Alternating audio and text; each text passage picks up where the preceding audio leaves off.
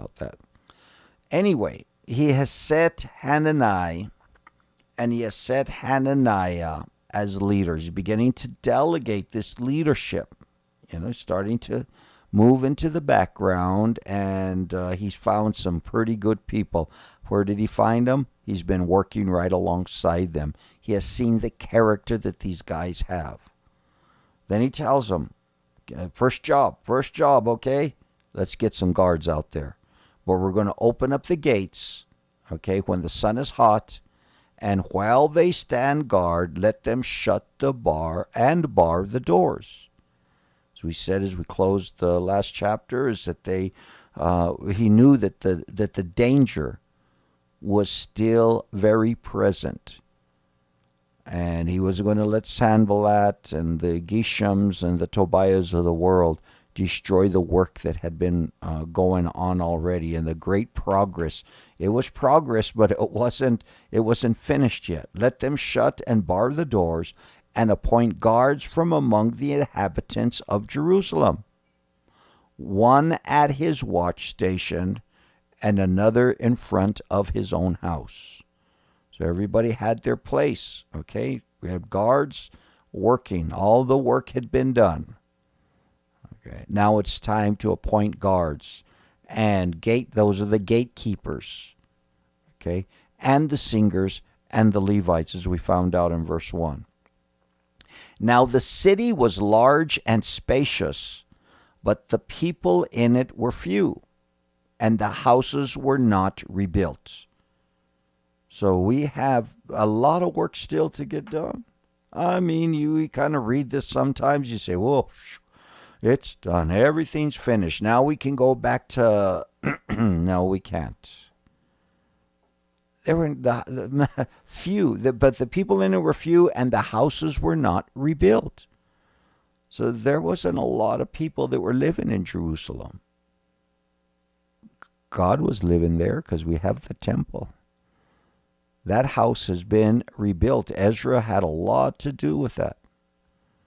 Getting that place going and making it sure, but there were others that were going to come and that were going to help. Then, verse 5, and this is where we get into a list of names. This is where it gets a little dicey for your announcer dude.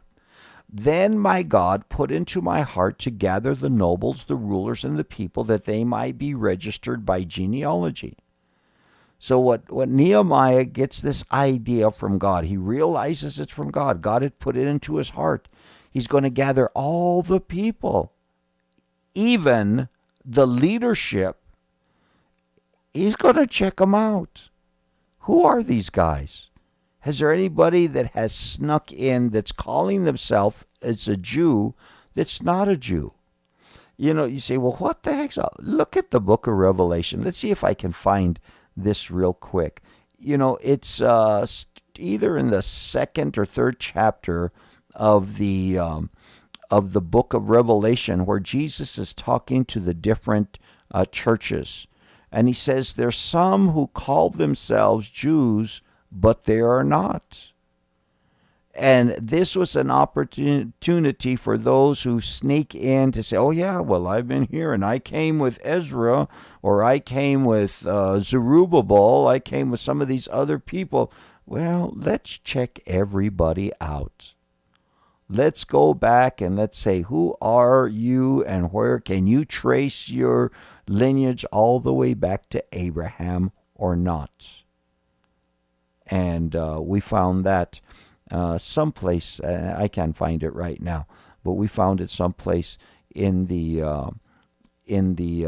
third chapter or second chapter of the book of Revelation. It says there's some people call themselves, but they aren't. And this is what Nehemiah is doing here. Then God put it in my heart to gather the nobles, the rulers, the people, that they might be registered by genealogy. It was very important for them to be able to trace. I mean, we've talked about this since we started way off into the wilderness, before they came out of Egypt. These are the people who of the province, who came back from the captivity of those who had been carried away, whom Nebuchadnezzar the king of Babylon had carried away, and who had returned to Jerusalem and Judah, everyone to a city. So, I mean, you start talking about Nebuchadnezzar, you're talking about 85, 90 years ago. If they were in captivity for 70 years before Zerubbabel came the first time, and it's been about 14 years, I believe, or so, that Nehemiah shows up, and they've been there for a few months repairing the gates and the walls, so we figure that it's about 84, 85 years or so. I could be off 10 years here and there, but that's why, we let somebody else do the heavy lifting for us, okay? It says, these are the people of the province who came back from the captivity. So these people had been taken over 80 years ago. They had been taken, their families had been taken over to Babylon and to areas of that empire. And then they had come back with Zerubbabel, and others had come back with Ezra, and then others had come back with Nehemiah. And there was probably even other people who had come back at different times. But he says, let's check these guys out. Let's see who they really are. These are the people of the province who came back from the captivity of those who had been carried away, whom Nebuchadnezzar the king of Babylon had carried away, and who returned to Jerusalem and Judah, everyone to his own city. Those who came with Zerubbabel. Zerubbabel was the first wave that came. We found him at the beginning of the book of Ezra. Okay?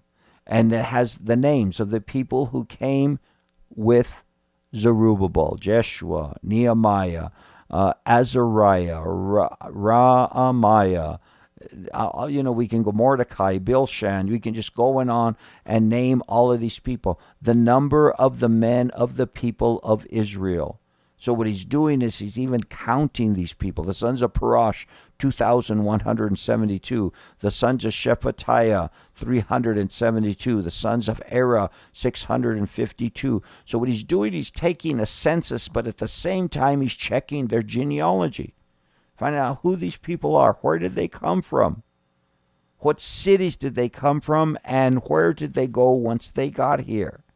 And calling all the people together. And you go on all the way through the verses, and it talks about the different people that came. It even talks about the priests, talking about the Levites. In fact, if you look at verse 39, it says the priests, the sons of Jedaiah. Verse 43, the Levites, the son of Jeshua. Remember, Jeshua came with Zerubbabel. He was a Levite. Yeshua, the singers, the gatekeepers, all of these people, all these nobles and leaders that were there. The Nethinim, we have found out who the Nethinim are in our travels through the book, and we know who these guys and what they function. They are the helpers of the Levites. Very good, very good. The sons of Solomon's servants. Verse 57, and I'm not going to read all the names, and you read them on all of the Nethinim. Verse 60, the sons of Solomon's servants were 392. These were the ones who came up from Tel Milah, from Tel Harsha, from Cherub, Adon, and Emer. These were cities in the Persian Empire, and that's where they came from. But, verse 61, watch, these were the ones who came up from those cities: Tel Milah, Tel Harsha, Cherub, Adon, and Immer, but they could not identify their father's house nor their lineage, whether they were of Israel. Little bit of the mixed multitude. You say the mixed multitude, who are those? The mixed multitude were the Egyptians who came out of Egypt with the Jewish people. They became very dangerous. They were the ones who were always complaining, and they started that tongue on fire. And people would hear the mixed multitude complain, and then they would they would complain, and before you know it, they would want to string up Moses and Aaron on the highest tree. The sons of Delaiah, the sons of Tobiah, the sons of Nekoda, 642 of the priests. These sought their listing, okay? Even the priest. These sought their listings among those who were registered by genealogy, but it was not found. So they claimed, they say, well, we're priests. We're of the tribe of Aaron. We are, well, no, let's prove it. They weren't able to prove it, okay? They were excluded from the priesthood and defiled. And the governor said to them that they should not eat of the most holy things until a priest could consult with the Urim and the Thummim. So there was a way of finding out. They said, well, we don't have our record. We lost our license. The county office where our birth certificate was burnt down. Things happened. And they said, okay, well, there we have one more way. We'll go to God and we'll see who God is. We have the Urim and the Thummim. If you remember that, it was in the breastplate of the high priest in the wilderness. That's where this whole Urim and Thummim thing came. And it was a way of, another way, not just one way. It was one way of discerning the voice of the Lord.